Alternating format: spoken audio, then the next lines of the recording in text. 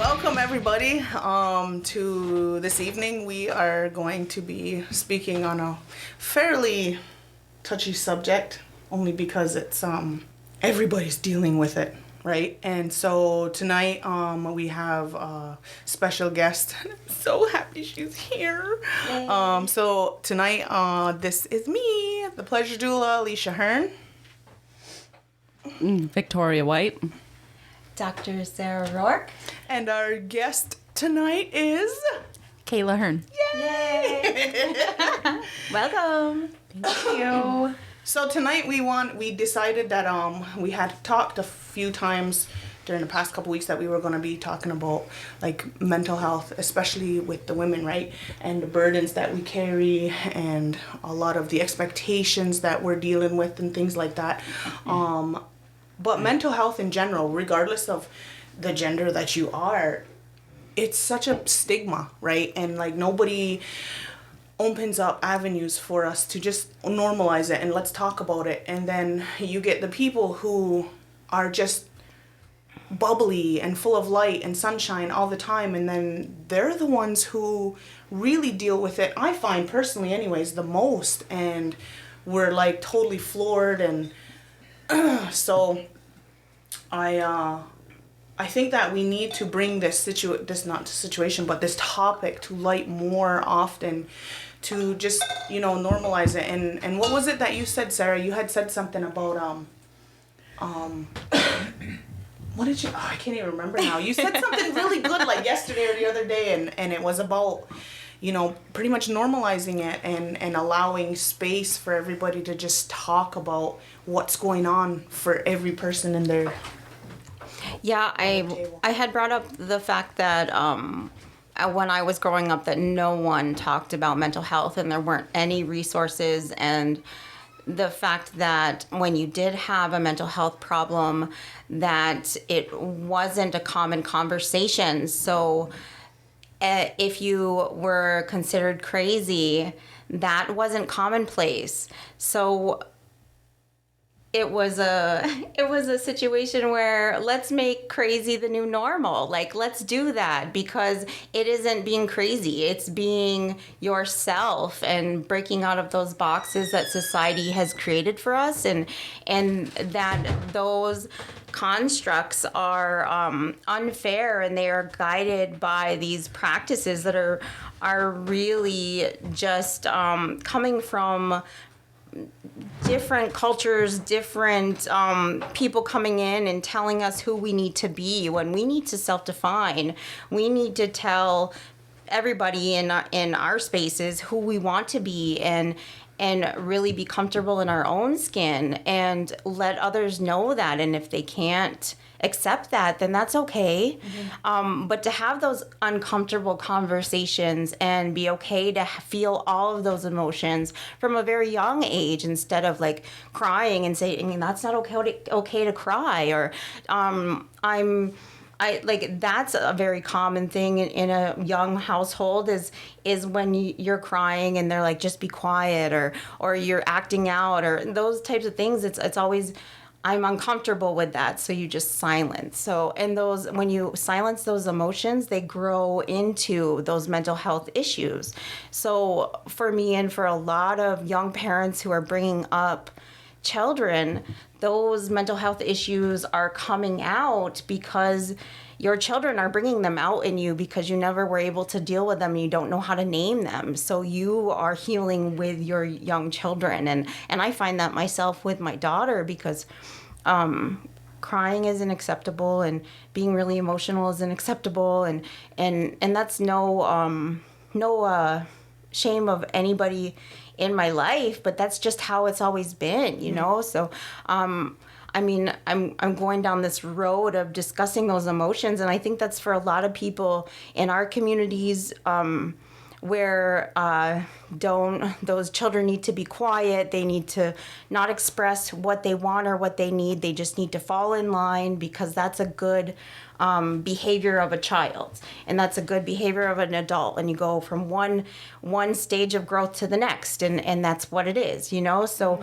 and what does that mean when you're of an age of consent? What does that mean when you become in a relationship? It's just an evolution of not understanding fully who you are because you were never able to express it. Oh wow, you hit the nail right on the head, because when you say like self definition, or you know, like that right there is huge, because just like you said, we're conditioned as young children to be seen, not heard. Mm-hmm.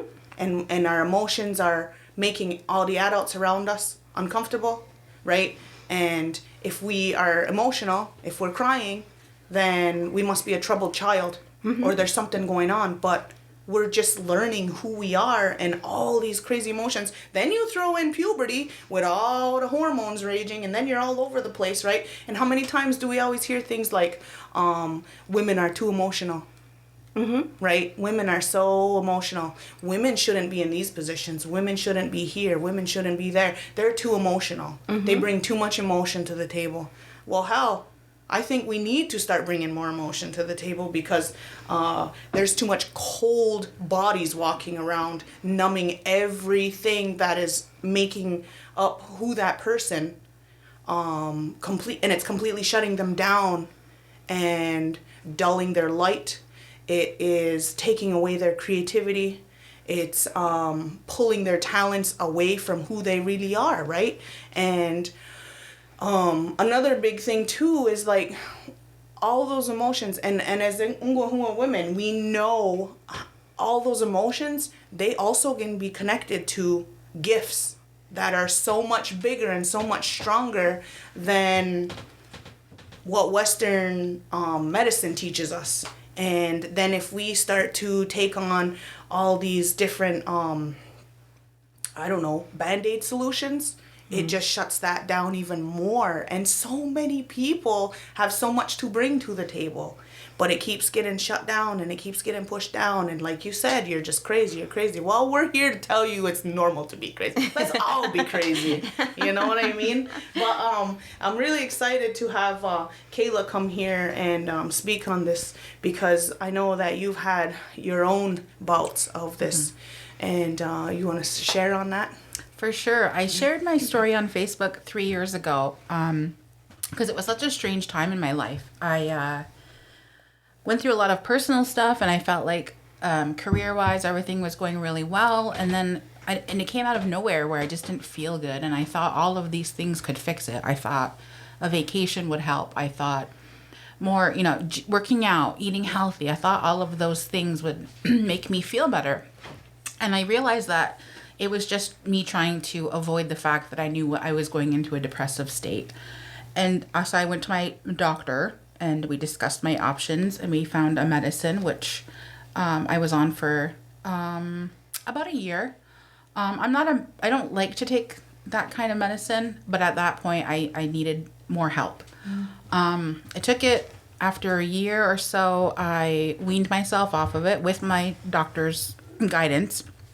And I felt like, I came out of it feeling so much stronger and so much better than I had felt before leaving those depressive states. And I said, maybe this time I can stay off the medicine. And so I weaned off. And then after a year, I felt like, okay, I'm feeling those feelings again, but not nearly as bad. And just recognizing what I was going through, that it was okay, was a big step in that process. I had been diagnosed with depression at 16 with my medical doctor. And at that time, like Sarah, no guidance. It was take some Paxil, which isn't even issued anymore, as a medicine. And that was it. No therapy, no anything. Just take the medicine. And I was 16 and still struggling. And hit college, and it came back again. And that time I met with a psychiatrist. We discussed my options, and I decided on therapy, no medicine. So I did therapy for 6 months, once a week. And it taught me so many tools and how to deal with it, understand that it's okay. Everybody goes through it. And then talking with Sarah throughout our whole lives about her mental health as well, recognizing that there's other things with depression that can happen. My manic episodes look really weird. I like to clean and organize things. My depressive episodes are kind of, laying in bed kind of thing, not wanting to do anything. And then along the lines of going through all of those processes, you're recognizing more and more mental things that are affecting you. But in my case, I looked at them, I researched them and said, well, okay, how do I help myself? Because that's a hard thing to push on people when they have mental health problems, is that I can't help you. I can guide you, I can talk to you, I can listen to you, but you really, really have to help yourself. And like you said, like we were talking about it today at work about there was 4 suicides in the last 2 months in our community. And we talked about how, we didn't know. And I said, some of these people, nobody knew how they felt. Everyone thought they were fine. And everyone thinks I'm fine all the time. I present to you, I'm happy and bubbly. And I am most of the time. And a lot of times I use that as I'm just going to hide what I really feel. Don't want to ruin anybody's day. Don't really want to talk about it right now. Just going to pretend everything's good. So that's kind of how depression works. It's fickle and it comes back and it changes. You could be on medication for 5 years straight and feel perfectly fine. And then one day you stop feeling fine. And you have to go back to your doctor. You have to try a different medication. It's a long, arduous process. And it's all about learning about yourself too. Taking a hard look at yourself and going, okay, like, do I want to live like this forever? No. Can I deal with it in the best way that I know how? And that's doing your own research and finding out things. And that's what I like to tell people is like, we're all our journeys are different too. So it's really crazy, but that's kind of my story. Wow. Appreciate that. And you're right, like everybody's journey is so different, and everybody comes from a different background. Everybody's bringings are different. Our circumstances are different, right? But at the end of the day, we all know that we don't feel like us, Right. And the ability to recognize that is hard because, like you said, we have such a hard time to look in the mirror, right? Right, and then we have the wonderful gift of social media to make it look like all hunky-dory 24/7, right? And then another time people will take a look at you and think, oh, everything looks great. Your Facebook says this. It's called fake book. Anything would you like to share with us, Victoria? I don't want to keep you quiet in the corner over there. Well, I was just listening to Kayla, and it's an incredible story. Not a lot of people can come out and say that to the world, that they've battled depression, that they've done what they've done to get where they are today. But what do we do for the people who can't express that, who don't know the resources of where to go or who to talk to research or help themselves?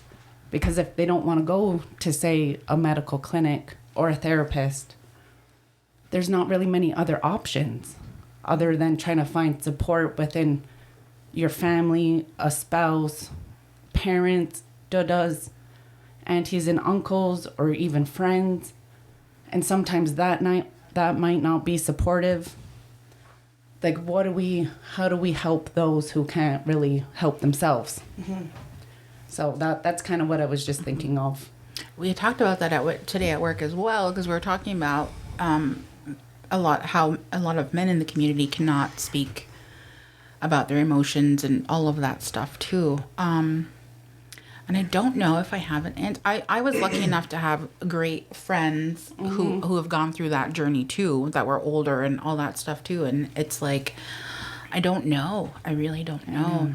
And I can't sit there and go, well, let me go talk to everybody and see if I can, a stranger, and pull out the information I need from you to let me know where you're at mentally. I've had people reach out. The first time I posted that story a few years ago, I had 2 people reach out. I'm not going to give their names, but one was a private journey with her family, and one was a I'm first year in college, kind of going through that mess thing. And I talked to her mom actually, and just gave her some words of advice and kind of directed her on where to go and what to do. And then the other one was an adult, so I spoke to her about things, and I just talked. That's all I said. And the one parent still thanks me to this day. And then I had someone else reach out this year, and it's like, just listening was a huge factor. Like, someone pointed me in the direction of this person. This person was given my phone number, and I let them contact me. I didn't want to contact them and push anything. And it was just texting, and it was just me listening to what was going on. And in my heart, I knew she was okay mentally. Like, she wasn't going to do anything crazy, but she was just going through she needed an outsider's perspective. And I don't know how we go out and reach people and try to get them to speak. It's a tough. And it's a good thing to bring up too. Like, I honestly, I didn't even think of it at the moment until you brought it up, and I was like, yeah, that's absolutely right. But I also believe that if we speak on it more, and if we are willing to be that avenue, and they know that you are a safe space, I'm a safe space, you guys are a safe space, and they can reach out to us. And just like for you with those people that reached out to you, that in itself could make a world of a difference, to just have somebody listen to you, right? Mm-hmm. Were you going to say something? No, I keep thinking about there are a lot of resources out there. Just looking, like, I kept thinking, like, when I was going through all of the different highs and lows of being bipolar, and, like, first I was diagnosed as borderline personality disorder, and then I went, and then later on they said, no, just kidding, you're bipolar. But before that, I had reached out to friends, and I was like, wait, I'm just not going to ask you or say anything to you because I feel like a burden. Mm-hmm. And my first thing when I talk to people who are feeling different, or feeling like they're not enough, or they're not feeling like they have self-worth, or they're just feeling dark, or they feel like they have clouds on their shoulders or weight on their shoulders, to know that they aren't a burden, to know that even in their darkest days, to tell somebody, anybody, that they're feeling that the way that they are is a step forward. Mm-hmm. And if it's like the janitor, or like a school counselor, or the teacher that you feel comfortable talking to, or a cousin, or just somebody in your life that you feel safe with, that's enough. Or an app on your phone. You can look up mental health apps, and there's tons of them, and one that just lets you breathe, and it has like a shape that opens and closes and gets you out of that panic attack. They have those. Mm-hmm. There's so many different resources online that can take you out of that moment of bad space and bring you back to present, so you can recognize that you're in that space of like a negative mental health. It's not going to solve everything, but it's going to bring you back to a clarity where you can start to see where you can go. And when I was in a bad way, I used to write lists of things that made me happy. Mm. And they were just little things like, I don't know, when I was in college, I used to write about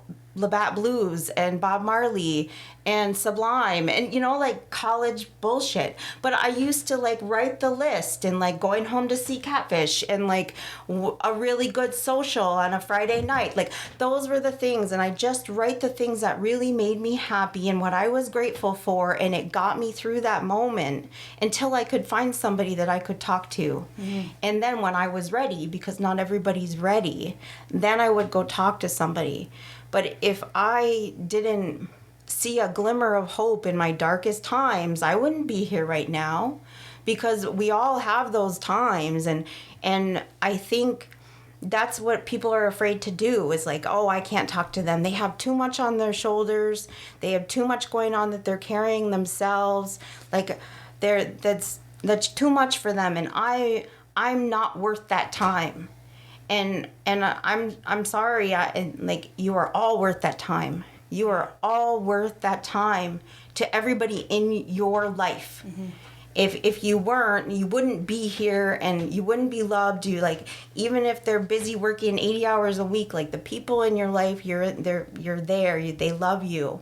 Yeah. Even if they haven't talked to you all day, they still love you. Yep. Yep. And I think if somebody had told me that, like back when I was young and we weren't talking about mental health or what that was, like I wouldn't have like cut myself every day just to feel, you know?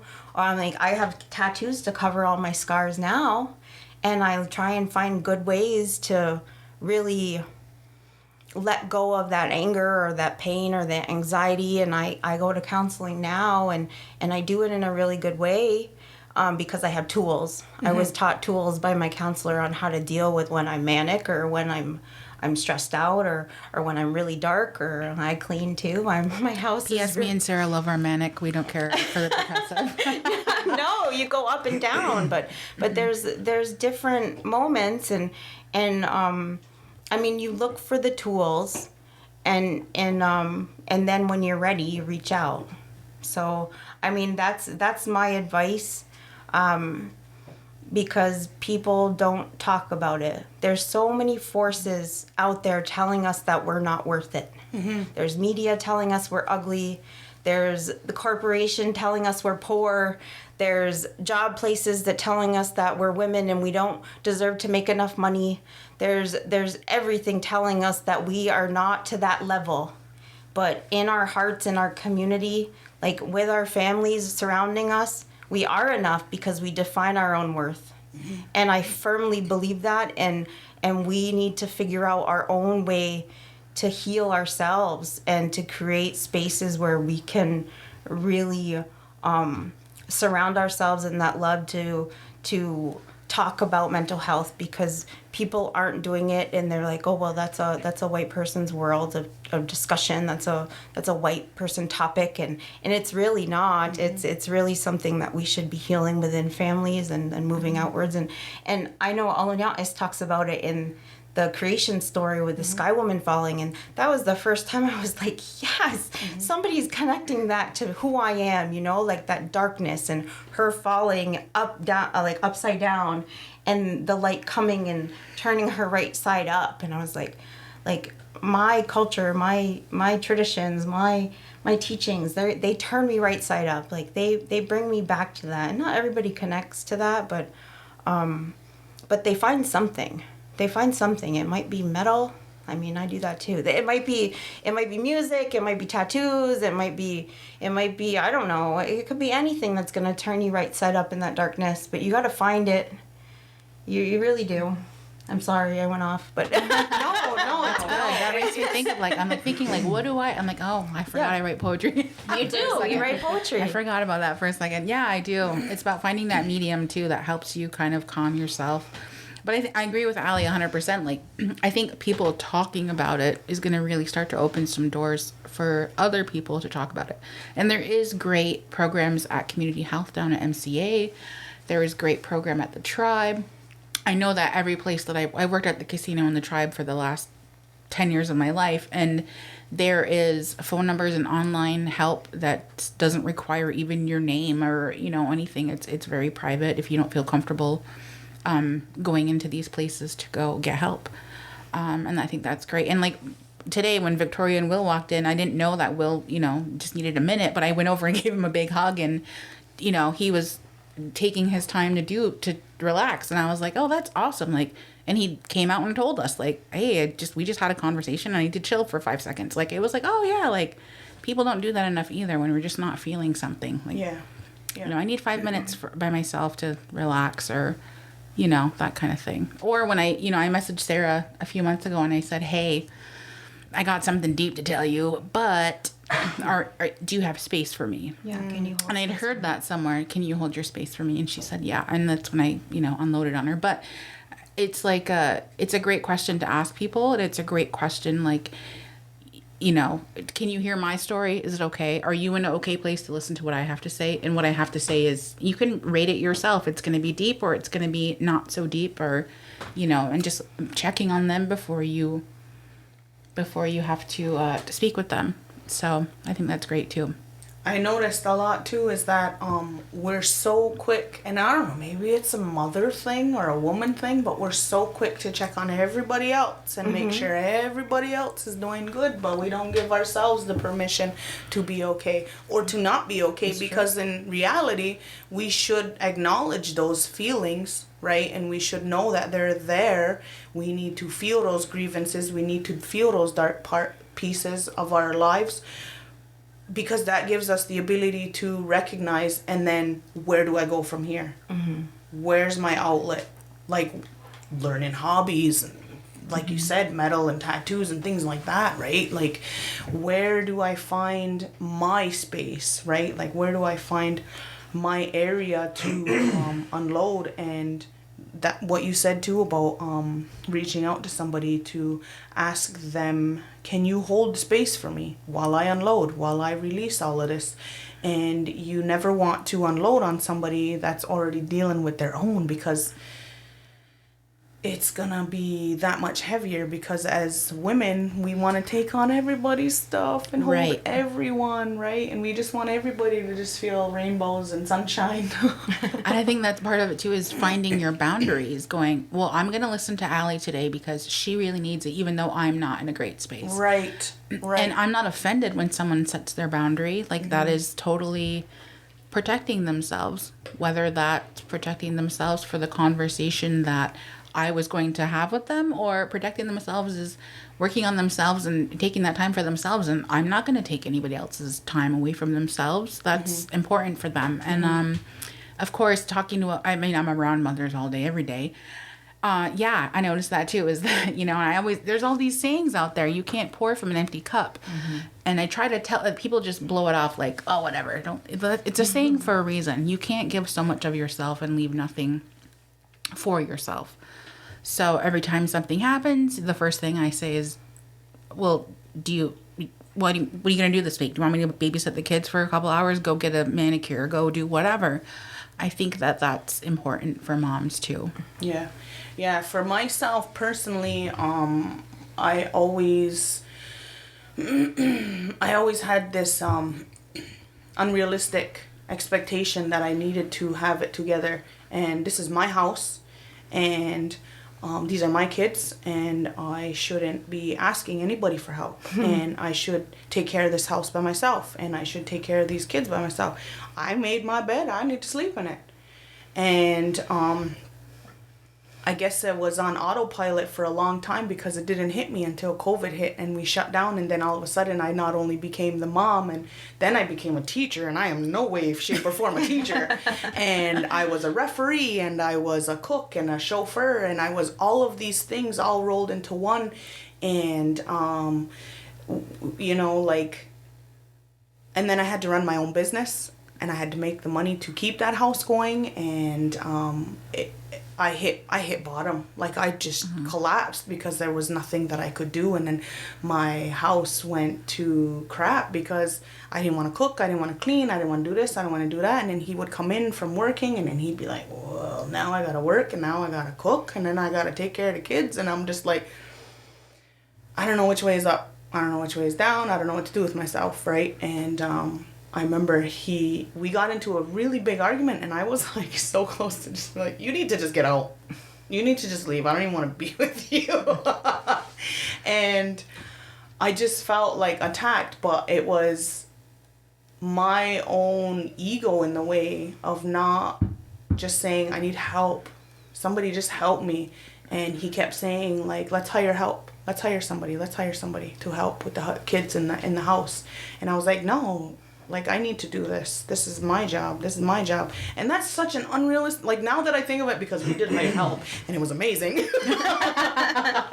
But now that I look back at it, and I'm like, why? Because we're so prideful, right? We're so proud of our families. We're so proud of our home. We're so proud of the ability of what we can and can't do, that I missed the perspective where, let me have somebody come in and do this work while I can work on my business, and then I can have free time, because I don't have to focus on cooking or cleaning, and I can take my family and go and do something, go to the park, go find those outlets that's going to give me the space to release, and I don't have to feel so confined to just, wake up and do all of these, and then go back to bed and do it all over again. You know what I mean? And it's like, I'm not a machine. And I wish that I didn't have such a wall, and I had allowed I allowed that opportunity years ago. You know what I mean? But it was a real struggle for me because, we have these, like I said, an unrealistic expectation that we're supposed to have it all together. We're strong Mohawk women, and it's like, oh my goodness, stop with that already. We're not machines. We are strong, but not to the point where we're going to drive ourselves batshit crazy. It's not even worth it. And we set those expectations for ourselves, and then your partner comes home and this is what you've shown him for how long? For so many years. And he's like, what the heck is going on? Like, and then we get mad, like, well, get out, or you fight, whatever, Yeah, and then get out, and it's like, oh, okay, that's part of me too. Yep. And then the part where you were saying, like, I was a teacher, I was a mother, I was a house cleaner, I was a cook. I didn't hear you say I was Allie. No. Right. And I think that part of your outlet is work too. Mm-hmm. I think you're very passionate about your job and your work, and I love it too. So I think that taking away from it too, you kind of lost yourself a little bit. Yep. And there was even moments where I would hide in my office because I didn't want to look at what was really happening on the other side of the office door, because I just wanted to hide behind my Band-Aid. And you're right. And I never gave myself the opportunity to be like, what about Allie? It was always like, what about his wife? What about those kids' moms? You know what I mean? What about Allie? So it was a big light bulb turning on. I must have turned on. It was a big turn on moment for me. Would you like to speak? Would you like me to speak in my low voice now? It's a whole different show. And I think you were talking about the people, especially women in the community, taking on all of these things. I read something probably a few years ago about that being a defense mechanism. Are you the type of person that asks somebody to do something, and then when you don't do it immediately, you're like, never mind, I'll do it myself? That is a defense mechanism. And part of that too, I find a lot of moms do that too, because they want to take everything on, and it's all stress and all of this stuff, and I think it's a huge defense mechanism. Yeah, burnout is a real thing. Mm-hmm. Go ahead. I was just gonna say, when you said you ask, say, a kid to take the garbage out, and then they go fool around in their room, get on a phone or a tablet, or go to the bathroom because they just want to take that extra few little minutes just to kind of not be able to do it. And then you're just like, oh, fuck's sakes, I'll just do it. Mm-hmm. Mm-hmm. I totally get that. Yeah. It's just because you expect it to be done when you want it to be done, not when putting the responsibility on a kid or on a spouse or on a coworker or on anybody else that you ask them to do it. Mm-hmm. It's just like, I'll get it done. It's going to get done my way, and it'll get done faster. Yep. And you're totally right. It's a defense mechanism. Like, I was brought up that way. It was just like, hurry up and get it done, or you don't do it, and then mom does it, dad does it, sister, brother, whoever does it. I'm trying not to do that with my kids. Mm-hmm. To bestow that responsibility on them, to make them learn themselves. Mm-hmm.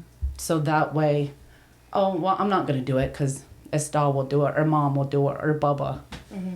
I don't know if you were like me, but when my mom would do that, I would feel really guilty and just sit there and like hide or do something else. Like, I feel guilty that she took it over when she asked me to do it, and then now I feel bad about it, and I'm a kid feeling bad about it, going, oh, I should have did it. Yeah. Yeah. Yep. And that's kind of like a guilt trip that we put on our kids, Yeah. huh? Yes. And we don't even realize that we did it. Yep. You know? Because I did it in my time, not your time. Yeah. And then I saw something about like someone speaking to their child, like, okay, buddy, we got to take out the garbage today. And it was a young child, like an 8-year-old boy. And he was like, okay. And he was in the middle of doing something. And she's like, how about we do 5 more minutes of coloring and then we go take out the garbage together? And he's like, yep. And like, that's exactly how it went. Easy peasy. Took out the trash. Everything was good. And it was like, I was like, oh my God, that's all we have to do is like talk to our kids like that or whoever, you know what I mean? I'm like, geez, like that was great. But think about it though. How many times are we asked to do something, whether it's for work or anything, and we don't jump. We don't do it right away, right? And then we do it on our time. So why do we put those expectations on anybody else to do it when I say, let's go, get it done? Especially kids. Right. I think it's taking that time to teach them about that as opposed to making them part of your work crew. You know what I mean? Like getting stuff done. And I mean, me and Will worked together for a few years, and he's seen me, you know, be like, oh, can you take care of that? And like 5 minutes later, like, I'll take care of it myself. I'm like, sit down, you know, like it's kind of like that. Like it was just me, right? It wasn't anybody else, and it was just me. And that's a hard pill to swallow too, when you realize that it's you and not like, you know, it's not because, oh, they're not working as hard as I am or whatever, but it was like, no, it's definitely just me being me. You know what I mean? And trying to get past that and move on from that. So just little things here and there. So, Caleb, what is we were talking about outlets and things like that. What are things that you do for you as Kayla, the individual, before anything else, before any other title? What are the things that you do for you to keep your sanity and to keep you feeling on top of your game and on top of your world? I realized at some point that the work never ends. I'm in a good place now. In 6 months, I may not be. And I have to come to that realization too, that it may all change. But for me, it's the little things that I do for myself. If I take longer in the shower, oh, what a great night. Like, if I get to, like, do everything that the girls do in the shower, you know, like, deep condition your hair, like, paint my toenail, like, anything like that. Like, any time that I take grooming myself or taking care of me, I love those things. And that makes, I take care of myself first.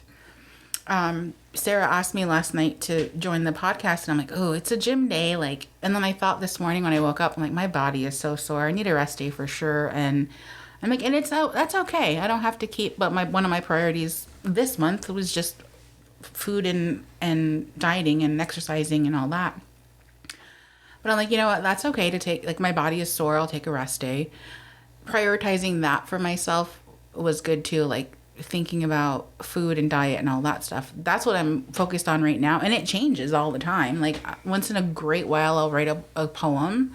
I write, people have requested things and I've written for them as well. And just finding something that you really, really love. And poetry for me was an outlet for my emotions, whether they were sad, happy, anything. And I started that when I was a senior in high school. And it just kind of carried on. But poetry, self-care, taking those times to... I asked my cousins to go to dinner this week because I know that they're feeling a little stressed. I'm like, well, let's go have a margarita and some tacos because that makes everything better. And, you know, just like take the time to have some dinner, take some time for yourself, do those fun things that you like to do. So those are the things that I do. Mm-hmm. Nice. I want tacos. I know. What about you, Sarah? What are some things that you do for yourself before mom, before titles, before Dr. Sarah, like just Sarah? I get a tattoo. No, for real. I'll go find a walk-in. Yeah, I'll go find a walk-in. I love I'll it. even get a little tattoo just to get one. I will just go for a drive and find out where I'm gonna end up. Sometimes I'll just go and drive and like park somewhere and listen to an audiobook. I like to go get like manicures and pedicures. That's always a really good time. Before the pandemic, I used to try and find a metal show and just go and just dance and try and push my way right up to the front and try and make eye contact with the lead singer. That was like my favorite thing to do ever. Victoria's like, yes, I know. I love I that. used to do that all the time, or find like an antique shop and like dig through all the old records and all the old little things and find cool stuff. I don't know, just go to a good shop and have a really good cup of tea. I don't know. I haven't done a lot of really good fun things for myself, like a good run, like a good really hard run where you're just like sweating out all of the things. Singing, and whether it's like opera or like a jam session with the crew, like just getting together with all the women that we used to sing with all the time and just jam out and sing and sing and sing. Driving around with my sisters and laughing till our stomachs hurt, or falling off hammocks in the woods. That was Girls. I don't know. There's lots of good things. Making my daughter laugh her head off because she's just like the most beautiful bright light in my whole world. I don't know. There's lots of things, but I really need to get back to that because you talking about just getting lost during the pandemic, I think that speaks to so many mothers. So many mothers and so many people have lost so many people. There's so much grief in our community right now, and it's really, really heavy. Like, I was thinking about when all the people got together and they did like the big community smudge, and how good that was, and how good it felt when they did the prayer they did that prayer all at the same time. Just because, I mean, I can count now 17 people that I've lost in the last 2.5 years, including like 5 uncles and my dada. Like, there's a lot of people that we've lost that we loved. And so for me, like, when I think about like going to grad school and working part-time and having a 3-year-old through the pandemic, like, it's just the craziest thing to me. It's just been such a blur for us all as mothers, as women. And I want to do all those things I love because just talking about them brings me joy, you know? Like, yeah, because while I was watching both of you talk about the things that you like, you lit right up. Yeah. You just lit right up and you like sat even taller in your seat. Yeah, and I don't remember the last time today I sat in the car for a little bit longer just so I could sit in the car for a little bit longer and just do absolutely nothing because I like to sit in the car and just listen to metal and just headbang for a little while because that's my joy, because I don't go in crowds right now because my daughter is like, I'm just afraid of her getting sick, and that's me. So just to pretend that I'm at a show right now is enough for me.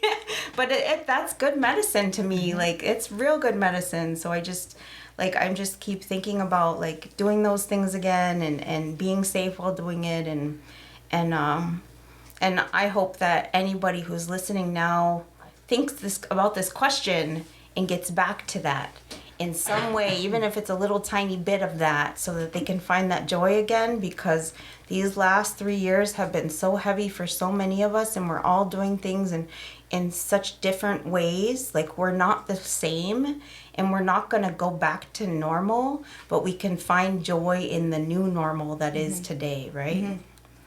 Yeah. Finding the support within each other too, like to be able to create a space, and for our listeners, that they know that there's more than just, going to the clinic, like you were saying, like what other avenues are out there. How about just somebody to just listen, right? And I tell this to my VIPs all the time. My door is always open to my office, and I always have clients come in and they're like, I just need to talk. I just need you to listen to me. And it's fine. Like, I bring drinks and we just sit there in my office or at the balcony or even at the river. Because for me, my space is the water. Like, do not take me away from the water, because I will fight you. But that's my spot, right? So even if somebody comes to me and they're just unloading, I don't even have nothing to offer. I don't say anything. I just let them unload. And if they're asking me questions for my input, then I'll offer. But I'm just listen, because I think of, like, for myself, what did I need? I just wanted somebody to listen. That's all. And so for me, if it's a nice day and somebody comes to me and they need a space, I'm like, let's go down to the water. Because if it gets too heavy, I know exactly where I can release it. Right. I can be that what do you call that? Conduit? Conduit, yeah. Yeah, just go ahead, put it all on me, and I'm just gonna throw it into the water and let the water do its job, because that's what it's here for. And I like I said, I bring that up in my VIP all the time. My girls in my VIP know that the door is open, and just to continuously offer that opportunity, just like you said. When you first came out on your Facebook page and people started to reach out to you, they found a light within you, like, oh, I feel like I could just connect to her, I could open up to her, right? So tell us your things, Victoria. What are the things that brings you the joy? What are the things that makes you feel good before being mom, before being Will's wife? It was traveling. Well, before Will and I got together, and then we got pregnant right off, so that kind of came to a halt. But traveling, like, I would just kind of go meet up with a cousin that was like downstate. But then now with after the kids, and then the pandemic, because I was laid off. I was one of the ones that had been laid off. Like right at the beginning, March of 2020. And then I never got employed again until last year. So I was laid off, reaping all the unemployment benefits. But I hated it. I hated being home. I hated being the stay-at-home mom. It was so hard. All the kids were doing remote, all 8 of our kids. And then the little twins, they were 2, so it was super, super hard. And that's the second time that I had been a stay-at-home mom. And I'm like, nope, I don't want to do this anymore. It's not me.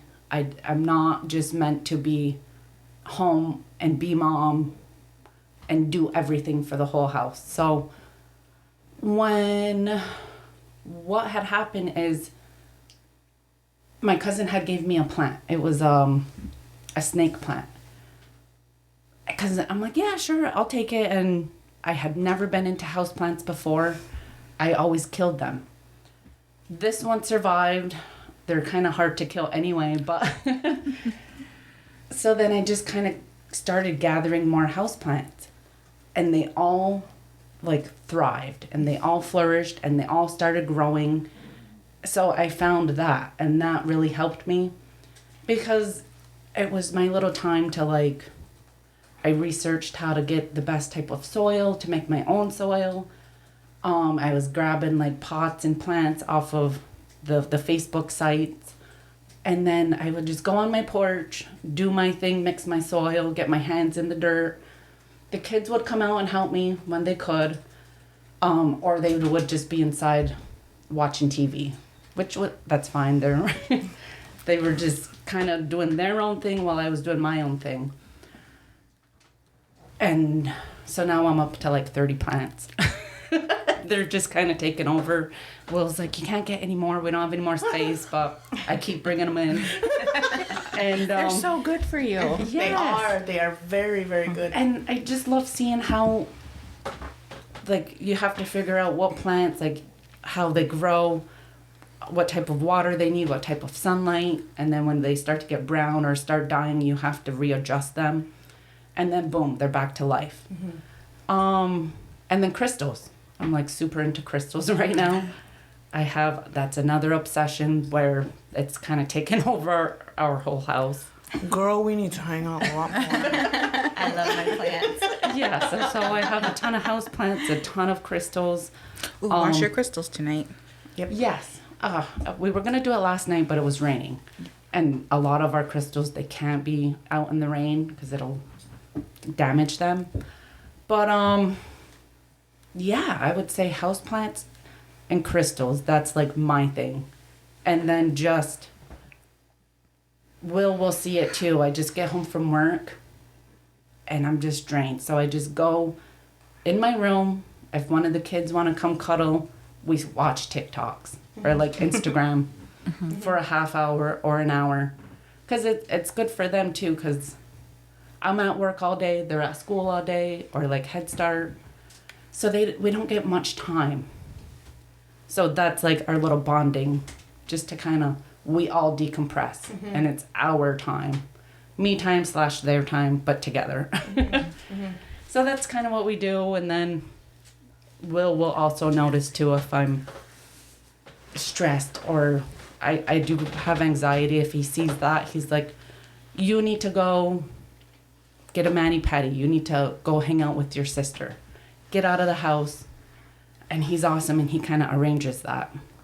So it's one less thing I have to worry about. So yeah, that's all about me time. And then now, one more thing, the podcast. Yeah. Because it's kind of refreshing. You get to tell other people about yourself than versus like your spouse who you tell yourself about to every day. So it's refreshing because this is also me time. Just to kind of connect with people Connecting, and tell them your story. Because it's nice to retell stories, especially about yourself. So it's almost like a recharge, right? Yes. It's real recharging to have the connection with other women, yes. to not feel alone, Mm-hmm. right? And We're to, helping. and to feel normal. Yeah. And we're helping others. Yeah. Yes. Yeah. Yep. So, does anybody want to add anything, leave anything for the end, or share anything before we wrap this up? I did want to talk to one more thing. Yes. I was just talking to Will about this last night. We were talking in our group chat about this subject. Yes, and then our special guest. I was talking to Will, my phone rang, so I declined the call. And then I'm like, Will, I don't feel like I'm good enough to be on this show. Just because like everybody's super educated and you do your Facebook lives and you run your own business and everything. And I'm like, what do? I work, we have all of our kids. And I felt like it was a bit of imposter syndrome. Just because I was comparing myself to all of you lovely ladies. So I'm like, I'm not good enough. But of course, Will, he's my rock. He's like, well, fucking right you are. You deserve to be at that table. Yes, you do. Yes, you do. Well, thank you. It's just, I wanted to bring it up because I'm sure everybody at some point has that same issue of imposter syndrome, if it's at their job, at school, with their spouse and their family, or whatever avenue. I'm sure it has come up. Can I let you in on a little secret? Okay. I feel like that all the time. So you're not alone. You're not alone. Yeah. I have that feeling all the time. Like, why me? Exactly. What, yeah. what do I have to offer? But you know what? Your stories are enough to connect. You know, and you have something to bring to the table all the time. Everybody always does. All the time. Somebody has something to say that's going to connect to a listener, to one of us at the table, and it should never be withheld. And this is only speaking from my own experiences. If you keep holding things back, you're kind of like doing everybody else a disservice. Oh, wow. That's a good way to look at it. So I'm not getting 100% of Victoria if you hold back. And I don't know how to experience that. yeah. And to add to that point, last night when Sarah asked me to join, I said, I'm not sure what I bring to the table. That was my vulnerability going, I don't think I belong there. Yeah. And then she said, yes, you do. And I said, okay, I'll do it. Okay. That was real hard, but. And then you do. it's a little bit of not feeling worthy, and it's a little bit of Yes. being flattered at the same time, I guess. And then trying to navigate through that feeling and going, okay, like, yeah. No. And so I every feel you. every time we let the fear creep in, and every time we let the doubt creep in, we're doing ourselves a disservice too. Mm-hmm. Right? true. Because That's right. Yeah. we aren't giving society our full potential. And why do we do that to ourselves? Right? And not only do you build up your own potential and own your own space, but all your girls are watching you own your space. So you're empowering them as well, because there's always somebody watching you. Always, all the time. And I just had this like ding this morning where I was like, I hadn't worked out in 2 weeks, and it wasn't anything. I just was like, I just need a minute. And this morning I was like, fuck it, I'm gonna work out and I'm gonna fight through it. And I worked out. And then there's my son, my oldest son and my oldest daughter, who have been working out for the past like 6 months or so. Man, are they ever jacked. Holy crap. And all they keep saying is, if my mom can do it, then what's my excuse? Oh, wow, yeah. And it really like, ding, it turned on a light bulb for me. And I'm like, oh shit, I can't stop. You're setting the example. Right, Yeah, exactly. definitely. Exactly. So anyways, good. I'm glad you shared that. Yes. Because that's a real thing. It is, yeah. And you're not alone. Does anybody else have anything to share before we No, I have imposter syndrome every day. No, Dr. Rourke. No, I know, right? it's real. No, yeah. it's Yeah. real. And like in spaces with people who are academics and spaces with people who are in leadership, it's who are experts in their field, like in spaces where there's elders, and I'm like, do I really know what I'm talking about?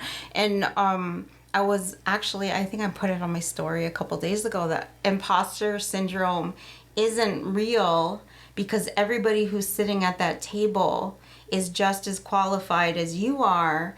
And if you went in that interview, if you went in that space, either one of you could have been there. Either one of you could have gotten that job or gotten that position or been at that table. It's just about timing. It's just about the effort. It's just about the louder voice. And so when you walk in there, it's just about how you feel about yourself and your confidence. And you walking in here today meant that you had enough confidence and enough safety to feel that you could do it. Just like when we're talking about mental health, and we had enough bravery today to talk about our stories and Yes. share them. Like we felt that today. We're safe with each other in this room to be able to share that. Like we just need the proper environment to be able to give those messages out to the world. And I think that's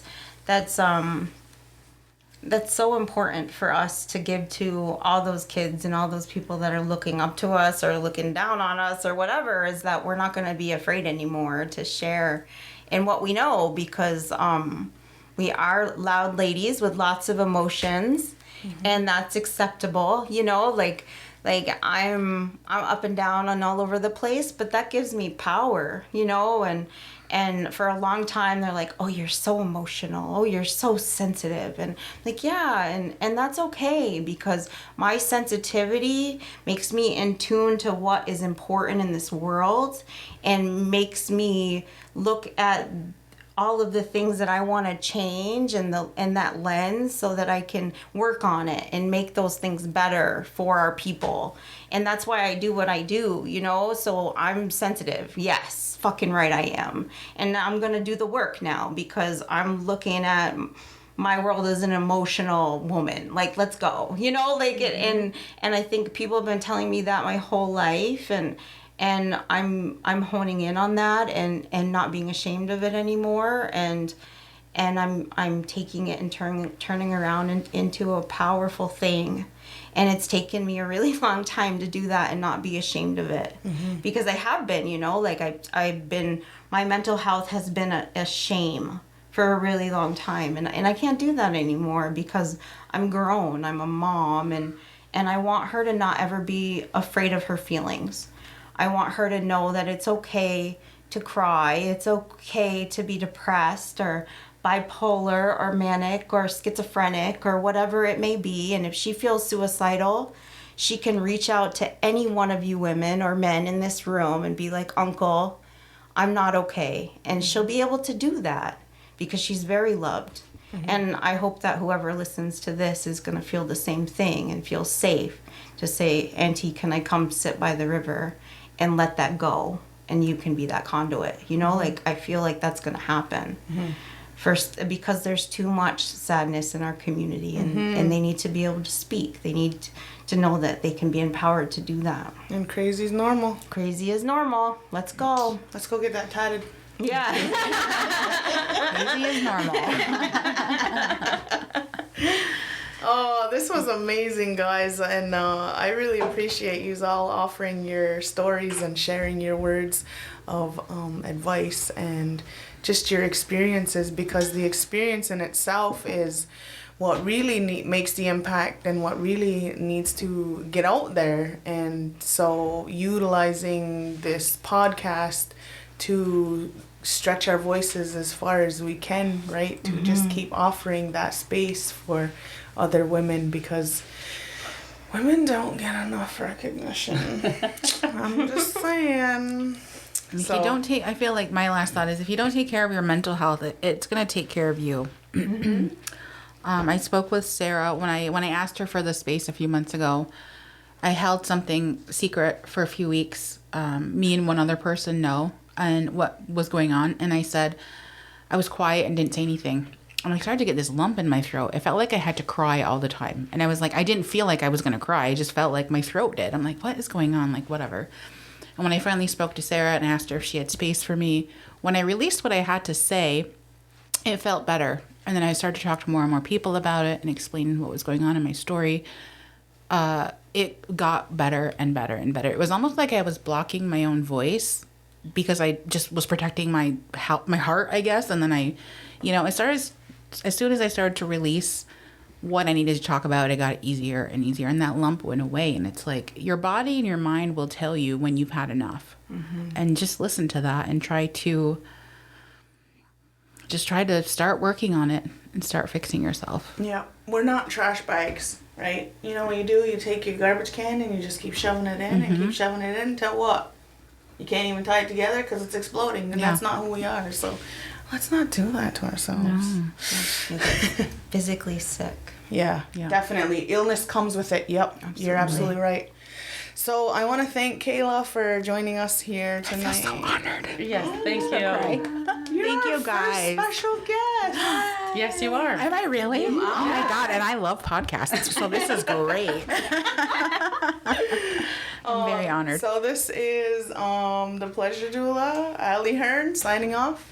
And Victoria White. And Dr. Sarah Rourke. And Kayla Hearn. Yay! Yay. Yellow.